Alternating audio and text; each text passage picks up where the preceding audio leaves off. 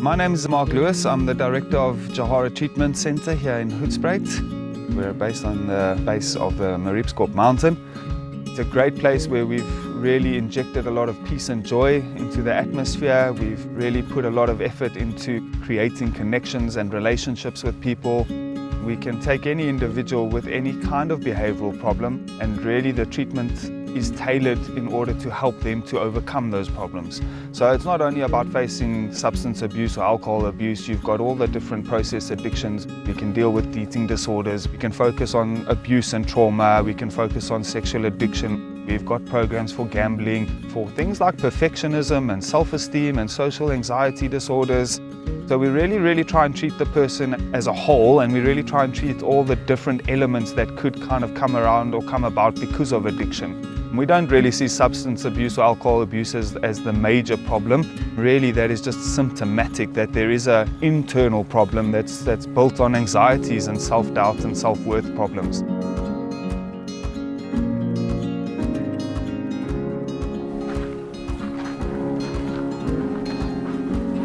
Three and a half years ago, I had to make the very difficult decision of bringing my husband into treatment, and I brought him to Jahara, and I was lucky enough to be able to get him in there. When I made that decision, I didn't know that I was going to start a journey of my own. But 4 years later, I can say that there is so much hope. There is hope in getting the people that you love into treatment. It's a journey, it's a process, and it's painful, and it will reveal everything about yourself that you didn't know that you had. But there is so much progress and so much potential in putting people into treatment and helping them become the people that they need to be. I'm Edrich Elstadt.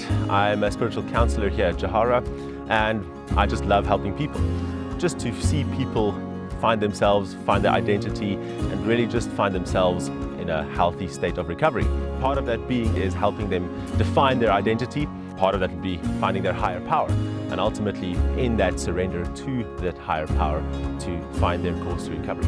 So it's important for them to have that affinity and relationship with their higher power. Otherwise, they're sort of aiming around in darkness, trying to find sense in life. And surrendering to something, if you don't know what you're surrendering to, becomes very difficult. So you need to be able to define that and ultimately aim towards that goal. I was included in the family. I was someone who mattered.